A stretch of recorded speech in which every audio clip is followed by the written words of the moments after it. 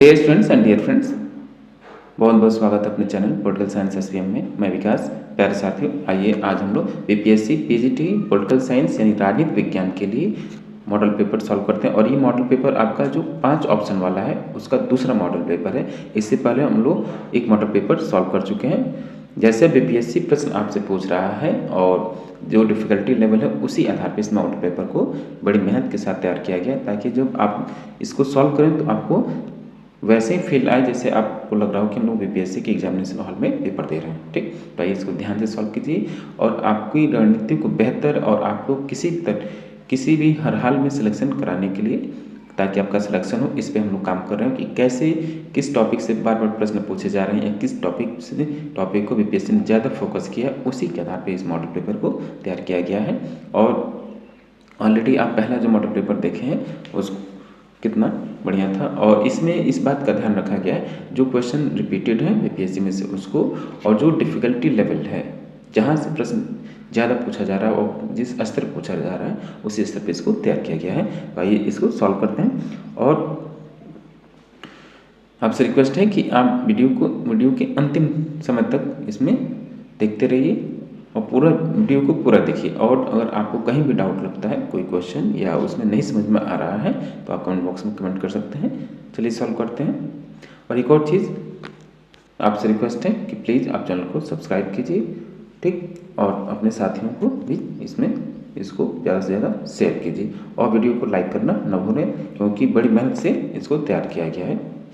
एक और चीज़, अगर आपको पेड पीडीएफ की आवश्यकता है तो आप ये जो मोबाइल नंबर है उस पर व्हाट्सअप कर सकते हैं। ठीक, ज़्यादा कॉस्ट नहीं है। और लगभग हम लोग 10 ऐसे आपके एग्जाम से पहले ऐसे 10 मॉडल पेपर हम लोग सॉल्व करेंगे। ठीक, जिसको ज़रूरत है पीडीएफ के रूप में आप इस मोबाइल नंबर पे व्हाट्सअप कर सकते हैं। तो आइए बिना देर किए सॉल्व करते हैं इसको।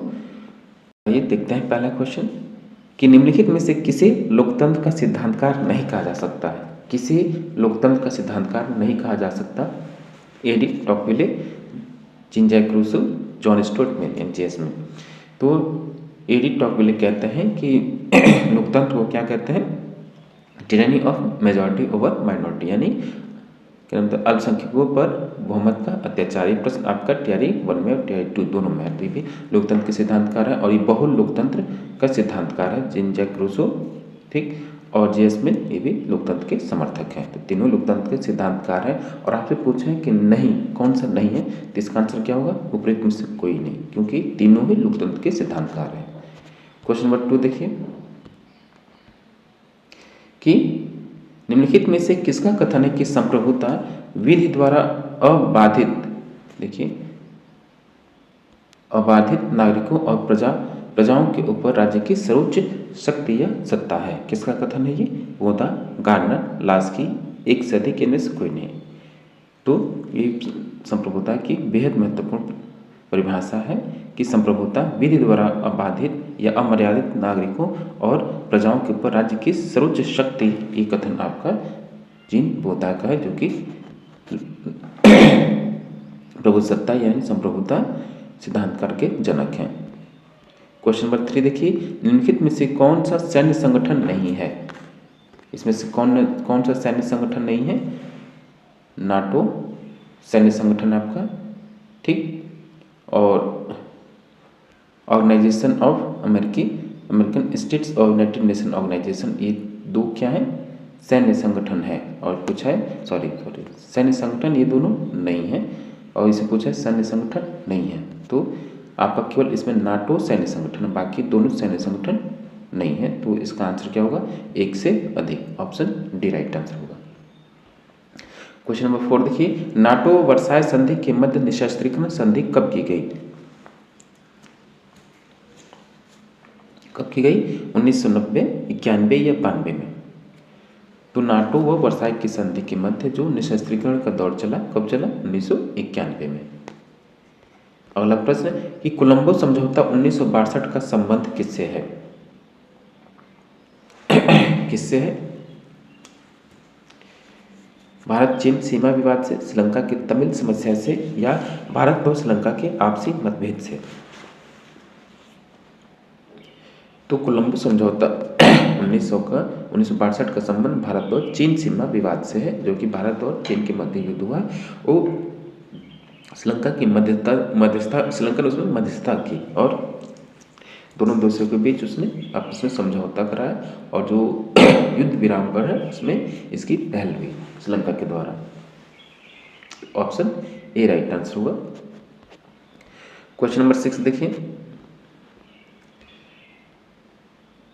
निम्नलिखित में से किस पुस्तक की रचना बेंथम ने ब्लैक स्टोन की पुस्तक की? प्रश्न आपसे अमूमन पूछा जाता है कि बेंथम ने ब्लैक स्टोन की पुस्तक the commentaries on the laws of England की आलोचना करने के लिए की थी।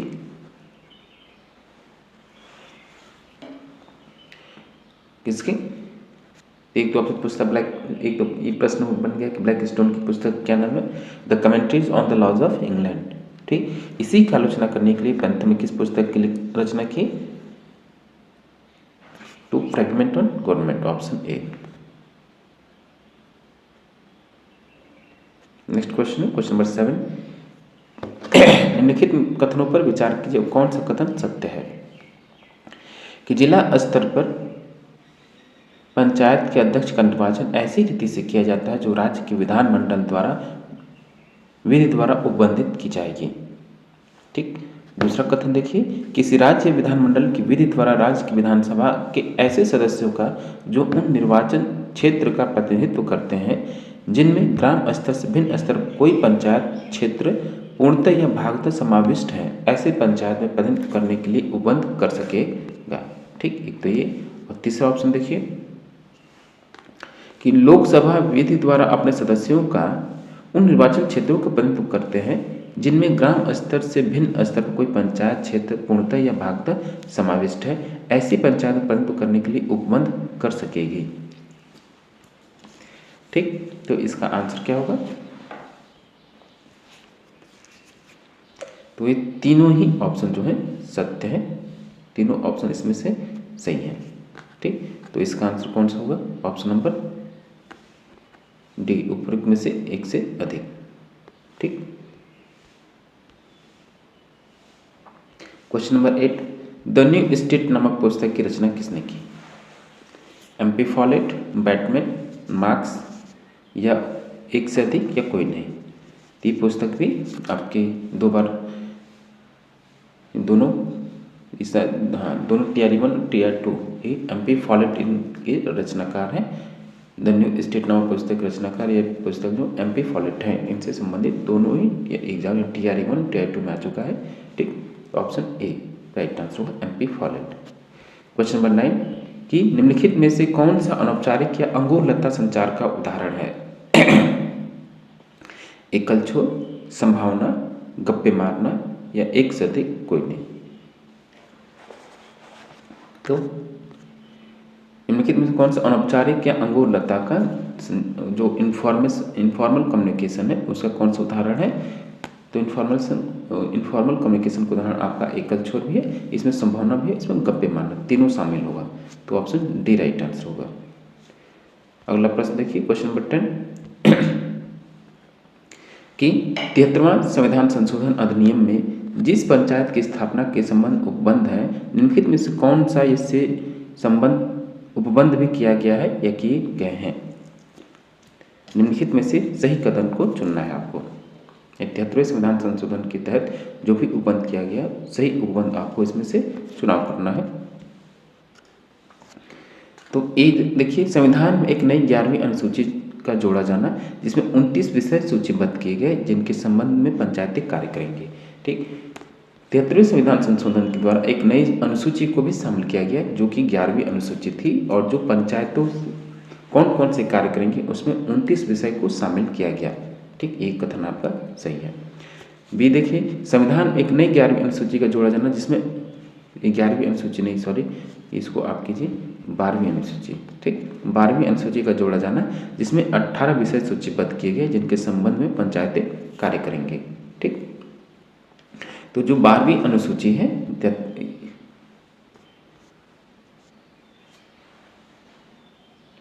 ठीक, देखिए ये आपसे पूछा ना 73वां संविधान संशोधन। ठीक है, तो जो ये 11वीं अनुसूची का जोड़ा जाना, जिसमें 18 विषय सूचीबद्ध किए गए, जिसके पंचायती कार्यक्रम की, ये आपका गलत है।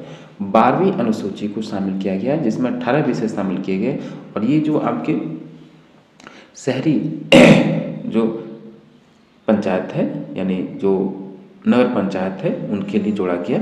ठीक, तो ये आपका ऑप्शन जो भी है गलत हो जाता है। 12वीं अनुसूची में 18 विषय को शामिल किया गया, न कि 11वीं अनुसूची में। न्यायालय को निर्वाचन क्षेत्र के सीमांकन से संबंधित विधियों की व्यवस्था पर प्रश्न उठाने से रोकना, ये भी आपका सही है। 73वें संविधान संशोधन में ए और सी दोनों से है, लेकिन बी गलत है आपका। तो इसका आंसर कौन सा होगा? Option D. ठीक, क्वेश्चन नंबर 11 देखिए कि कैबिनेट मिशन योजना के अनुसार निम्नलिखित में से कौन से एक संविधान सभा निर्वाचित किए जाने की पद्धति थी। यानी कैबिनेट मिशन के अनुसार संविधान सभा के चुनाव की व्यवस्था की गई थी, लेकिन उसके निर्वाचन या चुनाव की प्रक्रिया, किस प्रक्रिया को शामिल किया गया था? सार्वजनिक व्यस्क मताधिकार, जो कि गलत है, बिल्कुल नहीं। सार्वजनिक व्यस्क मताधिकार के द्वारा संविधान सभा के सदस्यों को निर्वाचन नहीं किया गया था, क्योंकि ये क्या था? वो सीमित मताधिकार था, सीमित मताधिकार था, वर्गीय मताधिकार था, न कि सार्वजनिक व्यस्क मताधिकार। तो गलत हो गया। अंशतः प्रांतीय विधानसभाओं द्वारा निर्वाचित एवं अंशतः गवर्नर जनरल द्वारा नामित, ये आपका सही है। जो भी संविधान सभा के सदस्य निर्वाचित हुए थे, वहाँ की प्रांतीय विधानसभाओं के द्वारा निर्वाचित किए गए थे अंशतः। ठीक, थोड़े वैसे गवर्नर जनरल के द्वारा नामित किया गया था। ठीक, तो ये आपका ऑप्शन बी सही होगा। और सी देखिए, अंशतः प्रांतीय विधानसभाओं द्वारा निर्वाचित एवं अंशतः देशी नरेशों द्वारा नामित।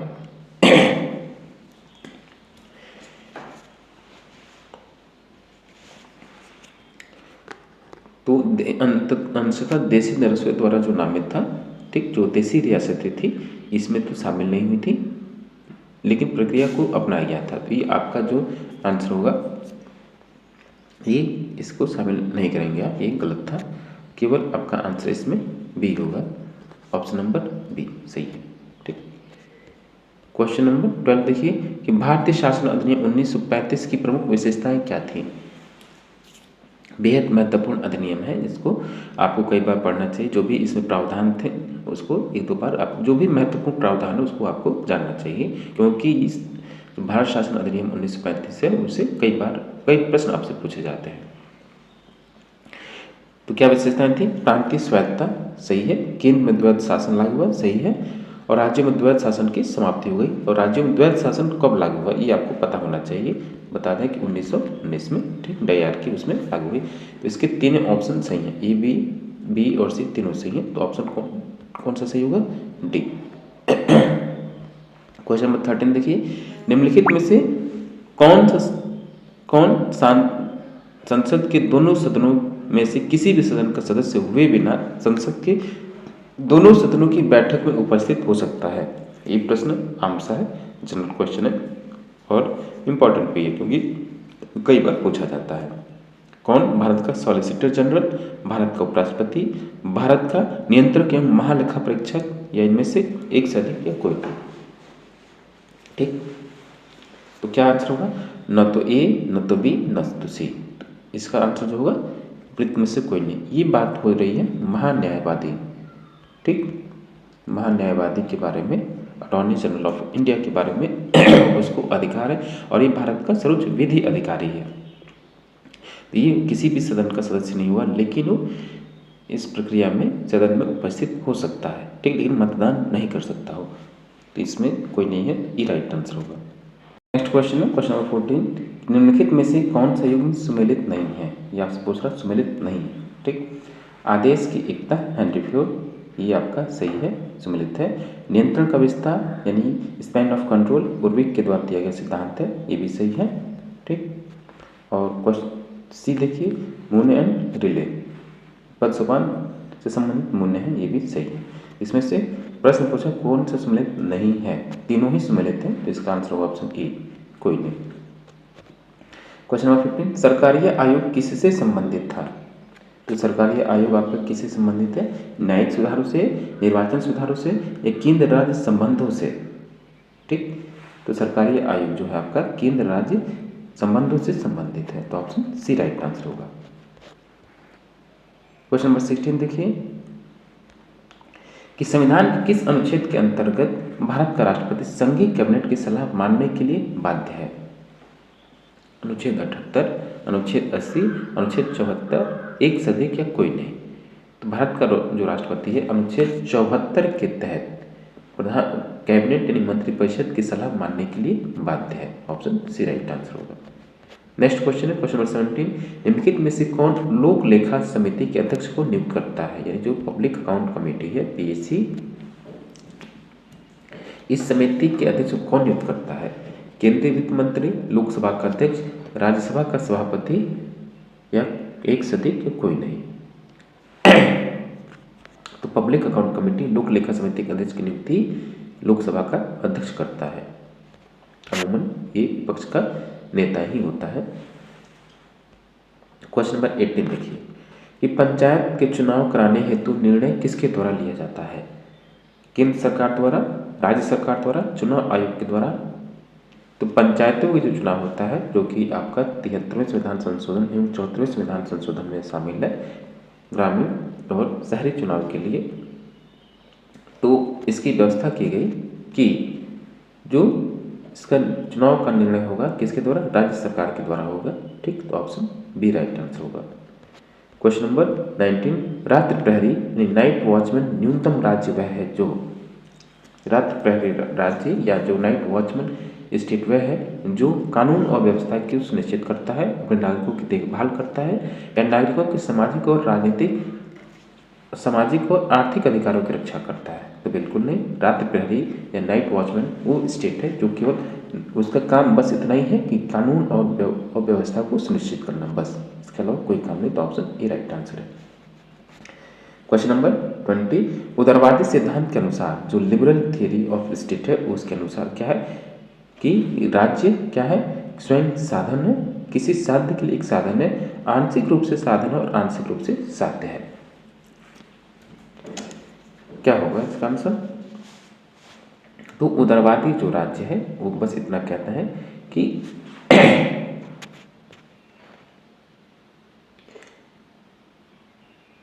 न तो राज्य स्वयं साधन है और किसी साधन के लिए किसी साधन के लिए एक साधन, बिल्कुल नहीं, ये बस आंशिक रूप से साधन है और आंशिक रूप से साध्य। ऑप्शन सी राइट आंसर होगा इसका। क्वेश्चन नंबर 21 देखिए, मार्क्स ने साम्यवाद को एक अस्त व्यस्त स्थिति में पाया और उसे एक आंदोलन बना दिया। उसके द्वारा उसे एक दर्शन मिला, एक दिशा मिली। ये निम्नलिखित कथन किसका है? ठीक, मार्क्सवाद ने साम्यवाद को एक अस्त व्यस्त स्थिति में पाया और उसे एक आंदोलन बना दिया। उसके द्वारा उसे एक दर्शन मिला और एक दिशा मिली। निम्नलिखित कथन किसका है? ठीक, किसका? बेंथम, ग्रीन, मिल, उपयुक्त में से एक से अधिक या कोई नहीं। किसका कथन है ये?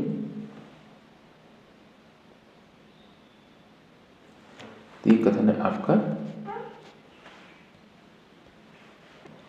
इसका आंसर होगा कौन सा? देखिए, तो न तो बेंथम है, न ही मिल है, न ही ग्रीन। ठीक, इसका आंसर होगा उपयुक्त में से कोई नहीं। ये कथन आपका लास्की महोदय का है। ठीक,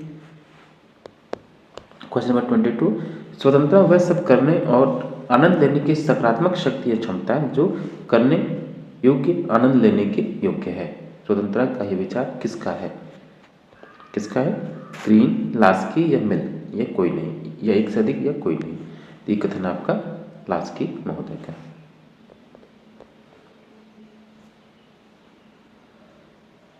क्वेश्चन नंबर 23 कि आर्थिक स्वतंत्रता के अभाव में राजनीतिक स्वतंत्रता केवल एक भ्रम है। यह विचार किसका है? ये विचार भी आपका किसका है? देखिए, जीटीएच कोल, लास्की या ह्यूम की। ये विचार है आपका लास्की का। ठीक,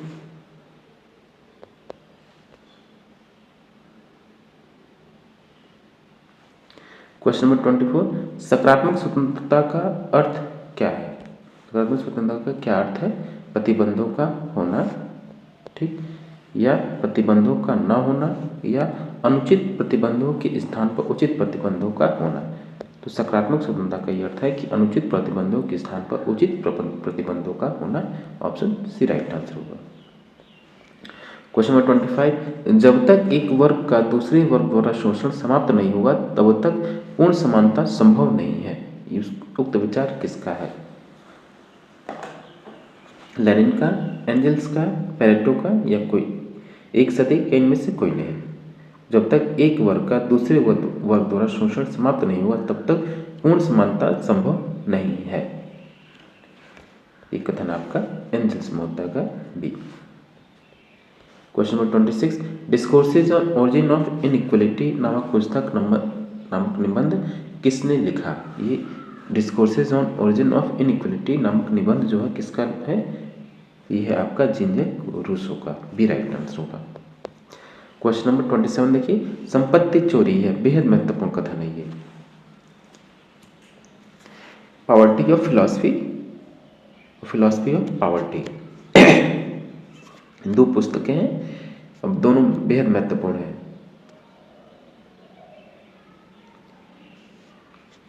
तो फिलॉसफी ऑफ पॉवर्टी जो पुस्तक है प्रोदो की है, और जो आपका पॉवर्टी ऑफ फिलॉसफी और फिलॉसफी ऑफ पॉवर्टी, ठीक। तो पॉवर्टी ऑफ फिलॉसफी मार्क्स की है और फिलॉसफी ऑफ पॉवर्टी प्रोदो की है। तो फिलॉसफी ऑफ पॉवर्टी के विरोध में पॉवर्टी ऑफ फिलॉसफी मार्क्स ने लिखा। तो ये संपत्ति चोरी है, ये कथन जो है आपका प्रोदो का है, सी। क्वेश्चन नंबर 28, कि the origin of the family, private property and the state किसकी रचना है? Marx, Engels, Lenin. तो ये रचना है आपकी एंजल्स महोदय की। क्वेश्चन नंबर 29, सभी वस्तुओं का वास्तविक मूल्य उस व्यक्ति का श्रम है, उस व्यक्ति का श्रम होता है जो संपत्ति अर्जन के लिए वह करता है। यह कथन किसका है? कि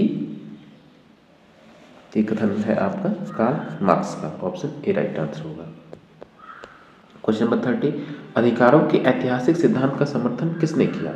तो अधिकारों के ऐतिहासिक सिद्धांत का समर्थन करने वाले कौन है? हर्बर्ट स्पेंसर, बर्ग या हॉब्स? तो अधिकारों के ऐतिहासिक सिद्धांत का समर्थन करने वाले हर्बर्ट स्पेंसर। नेक्स्ट क्वेश्चन है क्वेश्चन नंबर 31, सार्वजनिक पद प्राप्त करने को किस प्रकार का अधिकार माना जाएगा? ठीक, प्राकृतिक, राजनीतिक या नैतिक? तो सार्वजनिक पद प्राप्त करने का अधिकार आपका राजनीतिक अधिकार है।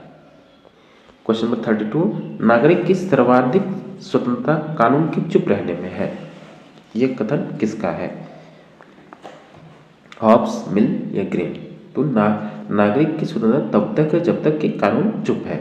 और कानून चुप होगा तो आपके स्वतंत्रता बाधित हो जाएगी, क्योंकि आप पे कानून राज्य कार्रवाई करेगा, आप जेल में बंद हो सकते हैं, करते यहाँ पे प्रतिबंध लगाया जा सकता है। तो इसीलिए कहा किसने? हॉब्स ने कहा। तो ऑप्शन ए राइट आंसर होगा। क्वेश्चन नंबर 33, एक आधुनिक राज्य संविधान के बिना राज्य नहीं अपितु अराजकता का शासन है। यह कथन किसका है? लॉर्ड ब्राइस, एवी डाइसी, जेलिनेक या एक सदी कोई नहीं? तो ये कथन है आपका जेलिनेक महोदय का। क्वेश्चन नंबर 34, राज्य परिवारों और गांवों का ऐसा संगठन है जिसका उद्देश्य एक पूर्ण और आत्मनिर्भर जीवन प्रदान करना है या प्राप्त करना है। इस उदाहरण के लेखक कौन है, या इस उदाहरण के लेखक कौन है? प्लेटो, सुकरात या अज्ञात? ठीक, तो ये कथन आपका नहीं प्लेटो नहीं सुकरात का है। ठीक, तो किसका है? तो ये कथन है आपका राजनीतिक विज्ञान का जो जनक है, कौन है? अरस्तु। अरस्तु का ही कथन है, बेहद महत्वपूर्ण कथन है। तो इसका आंसर कौन सा होगा? उपयुक्त में से कोई नहीं, ई। अगला प्रश्न देखिए 35, संविधान समीक्षा आयोग जिसे फरवरी 2000 में गठित किया गया के अध्यक्ष कौन है? ये तो अभी प्रश्न ये भी पूछता है कि संविधान समीक्षा आयोग कब गठित किया गया? ठीक, सन 2000 में। लेकिन उस समिति का गठन अध्यक्ष कौन था? RS सरकारिया, कृष्ण अय्यर या वेंकट चलैया या एक सदी कोई नहीं? तो इसके अध्यक्ष थे संविधान समीक्षा आयोग जो फरवरी में आया, फरवरी 2000 में आया, उसके अध्यक्ष आपके वेंकट चलैया थे। क्वेश्चन नंबर 36 देखिए कि 29 अगस्त 1947 को संविधान के लेखन समिति की गठित की गई, जिसके अध्यक्ष डॉक्टर B.R. अम्बेडकर व अन्य 6 सदस्य थे। इनमें से कौन इस समिति के सदस्य नहीं थे?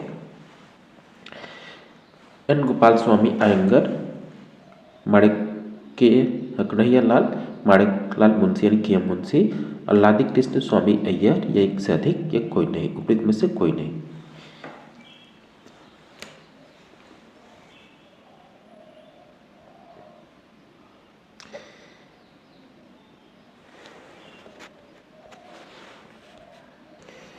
तो जो ड्राफ्टिंग कमेटी है जिसके अध्यक्ष डॉक्टर B.R. अम्बेडकर थे, और ये भी प्रश्न पूछता है कि समिति की नियुक्ति कब की गई? तो 29 अगस्त 1947 को संविधान लेखन का कार्य जो किया गया समिति का मतलब कि गठन कब किया गया? तो 29 अगस्त 1947। अध्यक्ष कौन हुआ? Doctor B.R. अम्बेडकर। और ये पूछ रहा है आपसे, इसमें समिति के सदस्य नहीं थे। एन गोपाल स्वामी सदस्य थे, कन्हैया लाल, माणिकलाल मुंशी, के एम मुंशी भी इसके सदस्य थे, अल्लादी कृष्ण स्वामी अय्यर ये भी इसके सदस्य थे। इसका आंसर होगा उपयुक्त में से कोई नहीं। सदस्य नहीं था ये आपसे पूछ रहा है, तीनों ही सदस्य इसके थे। ठीक, आपसे पूछ रहा सदस्य नहीं था, ई होगा कोई नहीं, बल्कि तीनों ही सदस्य थे। क्वेश्चन नंबर 37, अशोक मेहता समिति ने निम्नलिखित में से किसकी सिफारिश की थी? अशोक मेहता समिति जो है किसकी सिफारिश की? पंचायती राज की त्रिस्तरीय सरकार, पंचायती राज की एकल स्तरीय सरकार, या पंचायती राज की द्विस्तरीय सरकार? ठीक, तो पंचायत जो अशोक मेहता समिति है वो पंचायती राज में द्विस्तरीय सरकार की बात की, और जो बलवंत राय मेहता समिति है वो उसने त्रिस्तरीय सरकार की स्थापना की या सिफारिश की। इसका आंसर होगा ऑप्शन सी। ठीक, ये दोनों बातें आपको याद रखनी है। क्वेश्चन नंबर 38 ये आपको मैच करना है। हनुमंतराव समिति है, J.K. राव, अशोक मेहता, LM सिंघवी, या बलवंत राय मेहता? ठीक,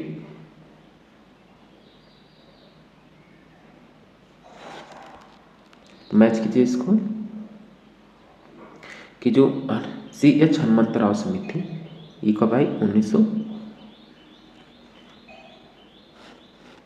1984 में। ठीक, 1984 में J.V.K. राव समिति 1985, अशोक मेहता समिति ये कब आई? 1978 में, LM सिंघवी 1986, और बलवंत राय मेहता 1957।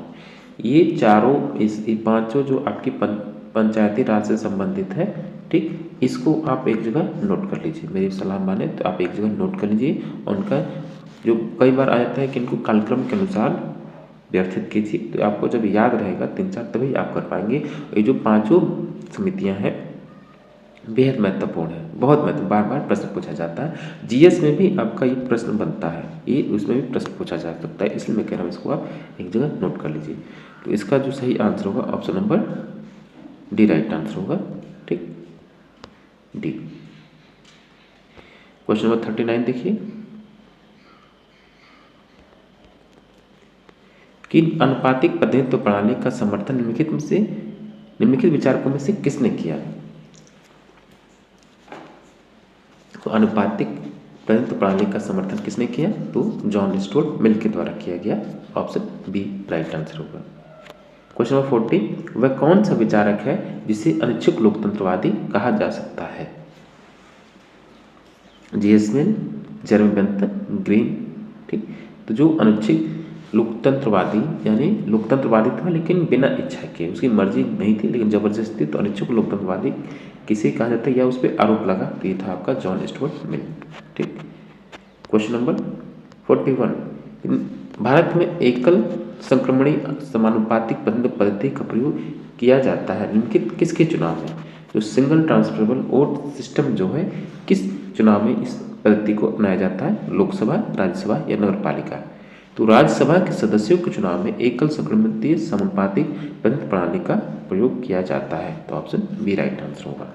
डियर स्टूडेंट, फिर से हम आपको बताते हैं कि हम लोग ये जो मॉडल पेपर है BPSC PGT पॉलिटिकल साइंस यानी राजनीतिक विज्ञान के लिए है, जो कि क्लास 11-12 के लिए आप प्रिपरेशन कर रहे हैं, उसके आधार पर और उसी जो बीपीएससी जैसा पेपर सेट करता है, यानी जो 5 ऑप्शन को सेट करता है, ठीक, उसी आधार पर इसको तैयार किया गया है। और इसमें जो प्रश्न है आपके जो सिलेबस है, यानी कि बीपीएससी का जो सिलेबस है, मोस्टली जो सिलेबस है जहाँ से उसके क्वेश्चन आ रहे हैं, 11th और 12th का जो पॉलिटिकल साइंस की जितने चैप्टर हैं उसी चैप्टर से बन रहा है।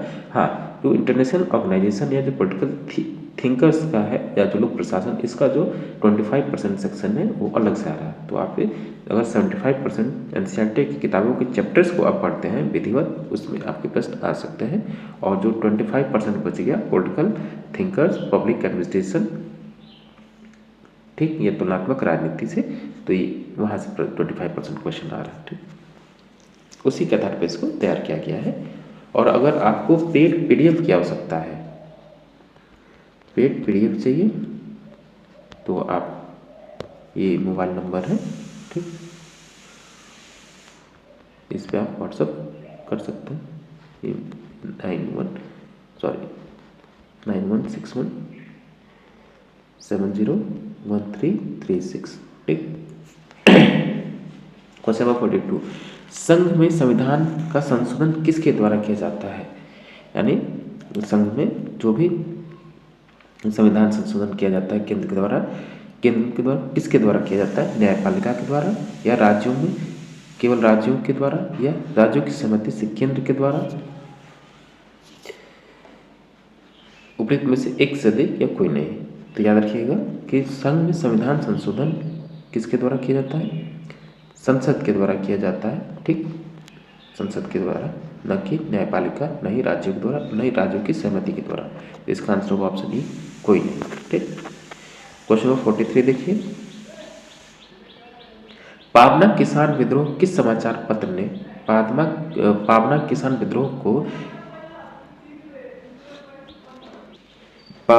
विद्रोह को किस समाचार पत्र ने जमींदार समर्थक होने के कारण किसानों की सीमित मांगों का विरोध करते थे या विरोध किया था? कौन सा समाचार पत्र था? हिंदू पैट्रियट, आनंद बाजार पत्रिका, एक से अधिक या कोई नहीं, ठीक। तो जो पावना किसान विद्रोह हुआ, उनका जमींदारी समर्थक होने के कारण उस पर यह आरोप लगाया समाचार पत्रों ने कि इनका सीमित मांग है, क्योंकि जमींदारों के समर्थक हैं। जो पावना के किसान विद्रोह हुआ, तो ऐसे पत्रकार सॉरी समाचार पत्र, एक तो हिंदू पैट्रियट था और जो आपका आनंद बाजार पत्रिका थी, ये दोनों ने ही जो किसान विद्रोह हुआ या उसका विरोध इस आधार पर किया क्योंकि उनका मानना था कि जमींदारों के समर्थक हैं, तो उनके जो सीमित अधिकार हो गए किसान आंदोलन का, इस वजह से दोनों पत्रिकाओं ने उनका विरोध किया। तो ऑप्शन सी होगा, ए तथा बी दोनों इसका सी राइट आंसर होगा। नेक्स्ट क्वेश्चन 44, कि किस लोकसभा के चुनाव में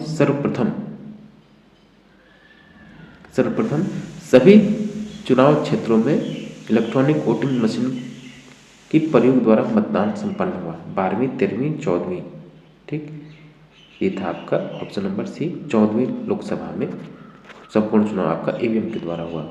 45, भारत ने आंशिक परीक्षण प्रतिबंध संधि पर, यानी ultimately limited test ban treaty, जिसको आप एनपीटी बोलते हैं, प्रतिबंध पर हस्ताक्षर कब किया? 65 में, 61 में, 63 में या एक से अधिक? तो 1963 में साइन किया गया एलटीपीटी पर। क्वेश्चन नंबर 46,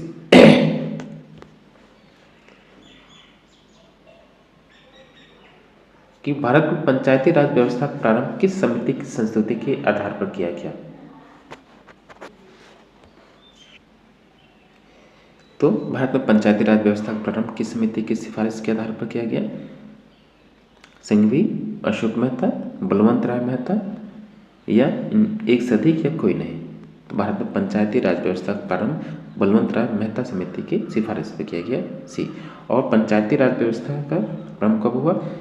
2 अक्टूबर, कब से? गांधी जी की जो जयंती इसी तिथि को, जो 1959 में जो नागौर का राजस्थान का जो नागौर जिला है, ठीक, नागौर, वहाँ से उद्घाटन किसने किया इसका? आपके प्रथम प्रधानमंत्री जवाहरलाल नेहरू के द्वारा किया गया, ठीक, ये याद रखना है। 47 देखिए कि सार्क के उद्देश्यों, सिद्धांतों, संस्थाओं तथा वित्तीय व्यवस्थाओं को परिभाषित किया गया। सार्क के उद्देश्यों के जो सिद्धांत है और उनकी संस्थाओं तथा वित्तीय व्यवस्थाओं किसमें परिभाषित किया गया? ढाका घोषणा पत्र, काठमांडू, नई दिल्ली घोषणा पत्र, किसमें किया गया? तो ढाका घोषणा पत्र में सार्क के जो उद्देश्य हैं, सिद्धांत है, उनकी जो संस्थाएं और जो वित्तीय व्यवस्था है सबका परिभाषित ढाका घोषणा पत्र में हुआ सार। ठीक, आप इसको अच्छे से पढ़िए, इससे एक प्रश्न जरूर आएगा। क्वेश्चन 48, तुलनात्मक राजनीति की आधुनिक उपागम नहीं है। प्रश्न पूछ रहा है तुलनात्मक राजनीति कौन सा इसमें से आधुनिक उपागम नहीं है, मतलब परंपरागत उपागम है, ये आपको ध्यान रखना है। मार्क्सवादी, लेनिनवादी, ये आपका आधुनिक उपागम है। राजनीतिक विकास उपागम, ये दोनों ही आपके क्या है? आधुनिक उपागम। लेकिन जो दार्शनिक उपागम है ये आपका परंपरागत या प्राचीन उपागम है। ठीक, तो ये इसका आंसर होगा option C. Next question, question 49, संरचनात्मक प्रकार्यात्मक उपागम, स्ट्रक्चरल फंक्शनल अप्रोच की क्या मान्यताएं हैं? उसकी मान्यताएं क्या है कि प्रत्येक व्यवस्था की एक संरचना होती है, इन व्यवस्थाओं को पहचाना जा सकता है, दोनों सही। इन संरचनाओं के अंग अथवा तत्व व्यवस्था के अंतर्गत ही कार्य करते हैं, ये भी सही है। तीनों ऑप्शन इसके सही है, तो ऑप्शन डी होगा, एक से अधिक, डी राइट आंसर होगा। क्वेश्चन नंबर 50, किस संविधान संशोधन के द्वारा अमेरिका में किसी व्यक्ति को 2 बार से अधिक राष्ट्रपति बनने पर प्रतिबंध लगा दिया गया? यानी कोई भी व्यक्ति 2 बार से अधिक राष्ट्रपति नहीं बन सकता है, किस संविधान संशोधन के तहत? तो ये था आपका 22वें संविधान संशोधन के तहत अमेरिका में किसी भी उम्मीदवार को या किसी व्यक्ति को 2 बार से अधिक राष्ट्रपति नहीं बन सकता। जैसे आपके ओबामा हुए या सीनियर बुश और जूनियर दोनों के साथ ऐसा हुआ। ठीक, आप वहाँ केवल 2 ही बार राष्ट्रपति बन सकते हैं। भारत के जैसा नहीं कि कोई व्यक्ति एक बार प्रधानमंत्री बन गया तो चलता ही रहा, जैसा आपके नेहरू हुए या श्रीमती इंदिरा गांधी हुई, फिर अटल बिहारी वाजपेयी या फिर वर्तमान में श्री नरेंद्र मोदी हुई। तो वहाँ केवल 2 ही बार राष्ट्रपति आप बन सकते हैं। तो 22वें संविधान संशोधन के द्वारा इस व्यवस्था को लागू कर दिया गया। 51, केंद्र को राज्य सरकारों पर नियंत्रण रखने का कौन सा अधिकार प्राप्त नहीं है? यानी केंद्र सरकारें राज्य सरकार पर किसके तहत अधिक नियंत्रण नहीं रख सकती? तो केंद्र को राज्य सरकारों पर नियंत्रण रखने का एक क्या तरीका है कि वो राज्य सरकारों को निर्देश दे सकती है, राज्य सरकारों को संघीय कार्य भी कर सकती हैं। ठीक, और राष्ट्रपति द्वारा राज्य के मुख्यमंत्री की नियुक्ति तथा बर्खास्तगी ये आपका शामिल नहीं है। राष्ट्रपति के द्वारा राज्य न तो मुख्यमंत्री की नियुक्ति होती नहीं, बर्खास्तगी होती है। ठीक, तो सी होगा इसका आंसर। ठीक, बाकी 2 राज्य केंद्र सरकार कर सकती है। क्वेश्चन नंबर 52 देखिए, यदि अमेरिकी राष्ट्रपति का पद रिक्त हो जाए और कोई उपराष्ट्रपति भी न हो तब राष्ट्रपति कौन बनता है? बता सकते हैं आप? विदेश मंत्री, रक्षा मंत्री, प्रतिनिधि सभा के स्पीकर, एक से अधिक या कोई नहीं। ठीक, तो उपराष्ट्रपति भी ना हो। यदि अमेरिकी राष्ट्रपति का पद रिक्त हो जाए तो उसके बाद उपराष्ट्रपति शेष कार्यकाल के लिए राष्ट्रपति बनता है, लेकिन तब वो भी ना हो तब कौन बनेगा? तब वो प्रतिनिधि सभा का जो हाउस ऑफ रिप्रेजेंटेटिव है या जो प्रतिनिधि सभा का जो स्पीकर है वो राष्ट्रपति बनता है। तो सी राइट आंसर होगा। क्वेश्चन नंबर 53 कि केंद्र राज्य संबंधों के संपूर्ण ढांचे पर विस्तार से विचार विमर्श करने 1983 में केंद्र सरकार ने एक आयोग की नियुक्ति की। वो कौन सा आयोग था? उसका क्या नाम था? धर्मवीर आयोग, सरकारी आयोग या राजमन्नार आयोग? तो 83 में किसकी नियुक्ति हुई? केंद्र राज्य संबंधों की नियुक्ति के लिए सरकारी आयोग था।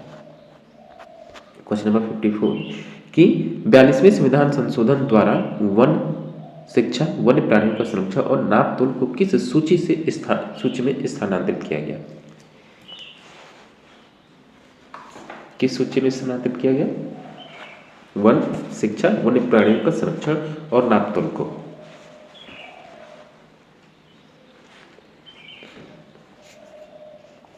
तो ये था राज्य सूची से समवर्ती सूची में इसको शामिल किया गया। तो आपको पता भी चल जाएगा कि वन शिक्षा, वन्य प्राणियों और का संरक्षण और नापतोल कब किस सूची में शामिल थे? राज्य सूची में। अब किस में है? तो समवर्ती सूची में। तो ऑप्शन सी राइट आंसर होगा। क्वेश्चन 55 वर्तमान लोकतंत्र में अदृश्य साम्राज्य किसे कहा जा सकता है, ये किसे कहा जाता है? वर्तमान लोकतांत्रिक व्यवस्थाओं में अदृश्य साम्राज्य किसे कहा जाता है? तो दबाव समूहों को जो अदृश्य साम्राज्य किसने कहा? ये तो फाइनल महोदय ने कहा। लोकतंत्र में जो दबाव समूह होते हैं इनको अदृश्य साम्राज्य की संज्ञा दी जाती है। तो ऑप्शन ए राइट आंसर होगा। क्वेश्चन नंबर 56 देखिए, राज्य विधानमंडलों द्वारा अनुपातिक प्रतिनिधित्व आधारित राज्य व्यवस्था के सदस्यों की चुनाव पद्धति ली गई है। कहाँ से? राज्य विधानमंडलों द्वारा अनुपातिक प्रतिनिधित्व आधारित राज्यसभा यानी राज्यसभा के सदस्यों का चुनाव कौन करता है? राज्य विधानमंडल, विधानसभा के जो सदस्य होते हैं वो किस आधार पर करते हैं? अनुपातिक प्रतिनिधित्व प्रणाली के आधार पर। ठीक, कहाँ से व्यवस्था आपने लिया? संयुक्त राज्य अमेरिका के संविधान से, ऑस्ट्रेलिया के संविधान से या दक्षिण अफ्रीका के संविधान से? ठीक, तो ये व्यवस्था आपने लिया दक्षिण अफ्रीका के संविधान से। ऑप्शन सी राइट आंसर होगा। ठीक, सी। नेक्स्ट क्वेश्चन है क्वेश्चन नंबर 57। निम्नलिखित में से कौन से संसदीय शासन व्यवस्था की मुख्य विशेषता नहीं है? संसदीय शासन व्यवस्था की मुख्य विशेषता कौन सी नहीं है? देखिए, शक्तियों का संकेंद्रण सही है। ये संसदीय शासन व्यवस्था संकेंद्रण मतलब कि प्रधानमंत्री कैबिनेट और मंत्रिपरिषद में समस्त शक्तियों का केंद्रीकरण हो जाता है। न्यायिक पुनरावलोकन, ये और संसदीय शासन में न्यायपालिका है तो उसमें है जुडिशियल रिव्यू। ठीक, और संसदीय शासन अगर हो तो अमूमन उसमें लिखित संविधान भी होता है। ठीक, तीनों इसका क्या होगा आंसर? तीनों सही होगा। तो ऑप्शन डी होगा, उपयुक्त में से एक से अधिक। नेक्स्ट क्वेश्चन क्वेश्चन नंबर 58 कि निम्नलिखित राष्ट्रवादी नेताओं में से किसी एक के लिए कहा गया कि वे राजनीति में उग्र उन्मूलनवादी थे परंतु सामाजिक मुद्दों पर रूढ़िवादी थे। बेहद महत्वपूर्ण है, ये आपका TRE 2 का प्रश्न है। गोपाल कृष्ण गोखले, बाल गंगाधर तिलक, मदन मोहन मालवीय, एक से अधिक या कोई नहीं। कौन सा ऐसा नेता राजनीतिक रूप में तो उग्र थे, राजनीति में धर्म दल से संबंधित थे या उग्र थे, ठीक, लेकिन जब सामाजिक रूढ़िवादिता की बात आती थी तो उसके समर्थक हो जाते थे। सामाजिक मुद्दों पर उनकी रूढ़िवादी प्रवृत्ति थी। तो थे आपके कौन? ऑप्शन देखिए आप, तो थे आपके Bal Gangadhar Tilak. Option B. Next question है 59। बिहार पंचायत अधिनियम किस वर्ष पारित हुआ था? ये भी प्रश्न बेहद महत्वपूर्ण है, आप इसको कहीं नोट कर लीजिएगा। जीएस के सेक्शन में पूछा जा सकता है आपसे। तो बिहार पंचायत अधिनियम किस वर्ष पारित हुआ?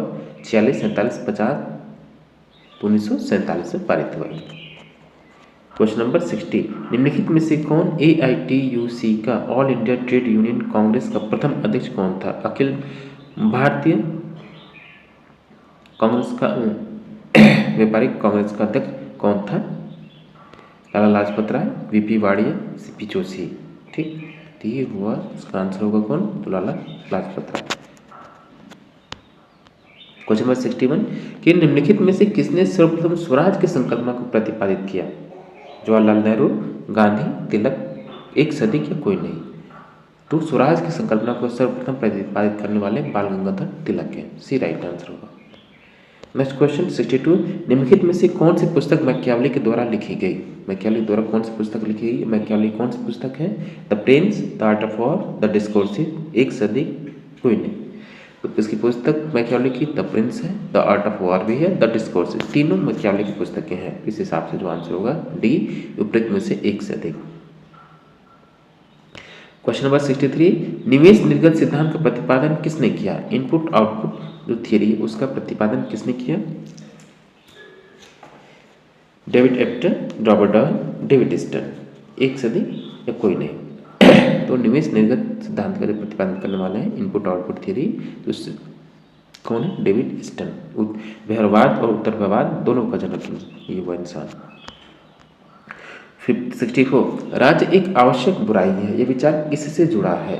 ठीक, व्यक्तिवादियों से, अराजकतावादियों से, मार्क्सवादियों से, किससे जुड़ा है? कि राज्य एक आवश्यक बुराई है, ये व्यक्तिवादियों से जुड़ा हुआ है।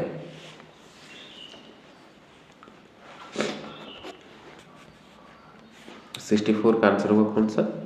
ए, व्यक्तिवादियों से। ठीक, ए राइट आंसर होगा। और अगला प्रश्न 65 कि जो अंतर्राष्ट्रीय आर्थिक व्यवस्था के लिए पहली बार मांग कब की गई थी? अंतर्राष्ट्रीय जो नहीं होगा इसमें, ठीक। अंतर्राष्ट्रीय आर्थिक व्यवस्था के लिए पहली बार मांग कब की गई?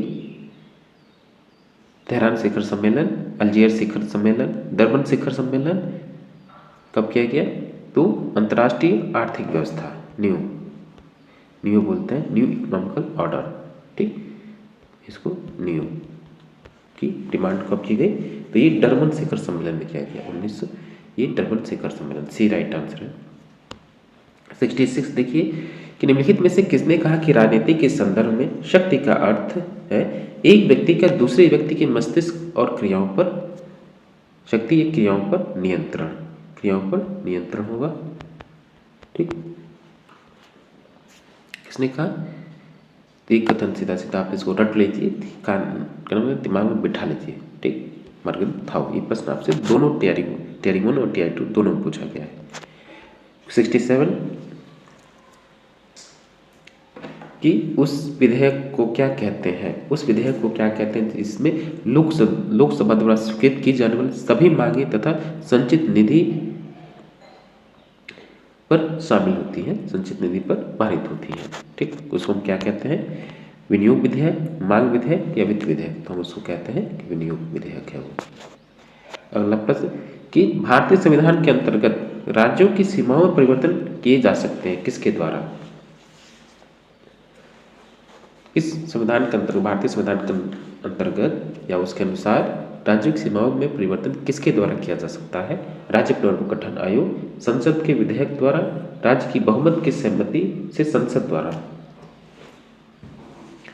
तो राज्यों की सीमाओं में परिवर्तन करने का अधिकार किसको है? संसद को है। तो संसद बिना उनकी मर्जी के जब चाहे तब राज्यों के सीमाओं में परिवर्तन कर सकती है, ठीक। साधारण बहुमत के द्वारा ये संविधान संशोधन होता है, ठीक। ऑप्शन बी होगा। क्वेश्चन नंबर 69 सूचना के अधिकार को परिवर्तित करने वाला विश्व का प्रथम देश कौन सा था? तो सूचना के अधिकार को, राइट टू इंफॉर्मेशन, जो आपका आरटीआई है, उसको लागू करने वाला जो विश्व का प्रथम देश है वो है स्वीडन, बी सही होगा। क्वेश्चन नंबर 71 देखिए निम्नलिखित में से किस कारक ने शीत युद्ध के पश्चात नौ शिथिलता यानी डिटेंसिटी या जो तनाव शैथिल्य है के विकास में योगदान दिया? तनाव शैथिल्य से तात्पर्य है कि विश्व जो आपका शीत युद्ध चल रहा था उसके तनाव में जो कमी है उसी को तनाव शैथिल्यता कहते हैं। तो किसने योगदान दिया? गुटनिरपेक्ष आंदोलन द्वारा दबाव दिया गया, ये था आपका, ये भी था, इसका योगदान था। मध्यवर्ती परमाणु बल संधि, रीगन और गोर्बाचेव द्वारा आइगनफ ट्रीटी पर हस्ताक्षर, ये भी ठीक। या मुक्त अफ्रीकी राष्ट्र के रूप में नामीबिया का उदय, ठीक। तो इसका आंसर होगा कि ये आपसे पूछ रहा है कि शीत युद्ध के पश्चात नौ शिथिलता के विकास में किसने ज़्यादा योगदान दिया? तो वो था कि जो मध्यवर्ती परमाणु बल संधि पर हस्ताक्षर किसके द्वारा? रीगन और अमेरिका के राष्ट्रपति रीगन थे और गोर्बाचेव रूस के राष्ट्रपति हुए। तो इन दोनों के जो बीच INF पर हस्ताक्षर हो, इससे डिटेंटिव में तनाव शिथिलता में काफ़ी हद तक इसको तनाव शिथिलता या शीत युद्ध की जो लगभग उसमें कमी है उसकी वजह से। तो ऑप्शन बी राइट आंसर हुआ इसका। क्वेश्चन नंबर 71 सबसे पहले राज्य के आगे सिद्धांत का प्रतिपादन किसने किया? आगे नहीं है, याद रखिएगा, ये आपका आगे नहीं, क्या है? आंगिक सिद्धांत का प्रतिपादन किसने किया? तो थे आपके प्लेटो महोदय। इसमें आपका प्लेटो और जैसे अरस्तु भी आ सकता है, स्पेंसर भी आ सकता है। राज्यों को अंग के रूप में लोग देखते हैं, आपका कौटिल्य, मनु, ये सब आ सकते हैं। क्वेश्चन नंबर 72 निम्न में से कौन सा राज्य की उत्पत्ति का सिद्धांत विज्ञान के तत्वों के आधार पर अधिक उचित एवं विश्वस्त है? यानी राज्य की उत्पत्ति का जो कौन सा सिद्धांत है वो विज्ञान के नियमों के द्वारा और विज्ञान के तत्वों के आधार पर अधिक उचित एवं विश्वस, मतलब अधिक अच्छा, सही और विश्वसनीय है। कौन सा? राज्य की उत्पत्ति का दैवी सिद्धांत, ये नहीं। शक्ति सिद्धांत में, लेकिन जो विकासवादी सिद्धांत, इसी को आप ऐतिहासिकवादी सिद्धांत भी बोलते हैं। ठीक, इनका मानना है कि राज्य का निर्माण न तो किसी देवता ने किया, न ही समझौते के द्वारा किया गया, न ही शक्ति के आधार पर किया गया, बल्कि उसका एक विकास, विकास क्रम, एक निश्चित विकास क्रम में हुआ है। ठीक, एक निश्चित विकास ऐतिहासिक, उसका ऐतिहासिक क्रम, इसीलिए कहा गया सी ऑप्शन सही होगा इसका। 73 देखिए, मार्क्सवादियों का अंतिम उद्देश्य क्या था? मार्क्सवादियों का अंतिम उद्देश्य क्या था? उनका अंतिम उद्देश्य यही है कि राज्य भिन्न समाज की स्थापना करना, स्टेटलेस सोसाइटी की स्थापना करना। सी राइट आंसर होगा। क्वेश्चन नंबर 74, फ्रांस की क्रांति व्यक्तियों की अमूर्त अधिकारों पर आधारित थी, जबकि अंग्रेजों की क्रांति उनके परंपरागत अधिकारों पर आधारित थी। ये किसका कथन है? ठीक, ये बार बार प्रश्न आपसे पूछा जाता है, ये टीआई 2 का प्रश्न है। तो ये कथन आपका एडमंड बर्ग का है, जो स्वयं रूढ़िवाद का जनक है। क्वेश्चन नंबर 75 कि निम्नलिखित में से कौन संप्रभुता का बहुलवादी सिद्धांत का समर्थक या पोषक नहीं है? Krabbe, Laski, Hegel. तो जो लास्की में होता है संप्रभुता के बहुलवादी सिद्धांत का पोषक, सॉरी, ये क्या प्रश्न पूछ रहा है? संप्रभुता के बहुलवादी सिद्धांत का समर्थक नहीं है, बल्कि लास्की तो समर्थक है। क्रैब इसका आंसर होगा। क्रैब ही एकलवादी का समर्थक है, न कि बहुलवादी सिद्धांत का, तो इसलिए इसका आंसर ऑप्शन ए होगा। क्वेश्चन नंबर 76, इनमें से कौन सा वक्तव्य प्लेटो का है? मैं राज्य हूँ, ये लुई 14वां कहता है, ये लुई 14वां का कथन है कि मैं राज्य हूँ, न कि प्लेटो। राज्य व्यक्ति से पूर्व है, ये कथन किसका है? अरस्तु का, ये भी आपको पता होना चाहिए। ठीक, दोनों को बेहद महत्वपूर्ण है। राज्य व्यक्ति का बृहद रूप है, ये आपका प्लेटो का कथन है। ठीक, राज्य व्यक्ति से बड़ा है, या राज्य व्यक्ति का बृहद रूप है। ऑप्शन सी राइट आंसर होगा। क्वेश्चन नंबर 77, रूसो के राज्य दर्शन की समान इच्छा प्रतिनिधित्व करती है। यानी रूसो ने अपना सिद्धांत जो समान इच्छा, ये जनरल विल का जो सिद्धांत है, किसका प्रतिनिधित्व करती है? बहुमत का, लोकमत का, समान हित की चेतना का। तो है सी राइट आंसर होगा इसका, समान हित की चेतना का समर्थन करती है रूसो का जो समान इच्छा का सिद्धांत है, समान हित की समान चेतना का।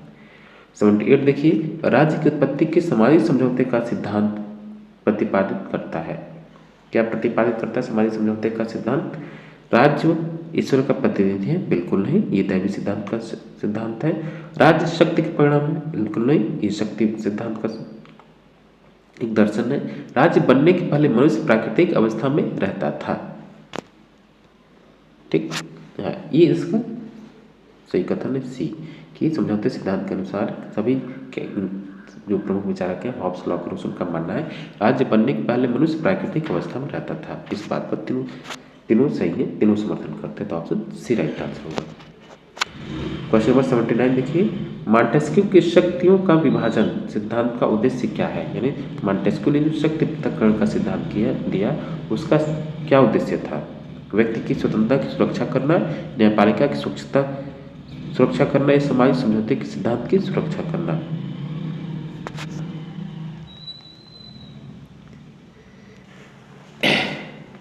तो मॉन्टेस्क्यू ने जो शक्ति विभाजन का सिद्धांत दिया, और उसकी पुस्तक कौन सी थी? Spirit of laws.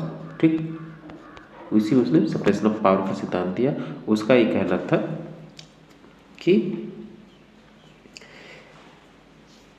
जो सरकार के अंग है, विधायिका और कार्यपालिका और न्यायपालिका, ये तीनों ही आपस में स्वतंत्र रहें और एक दूसरे में क्या कार्य में हस्तक्षेप न करें।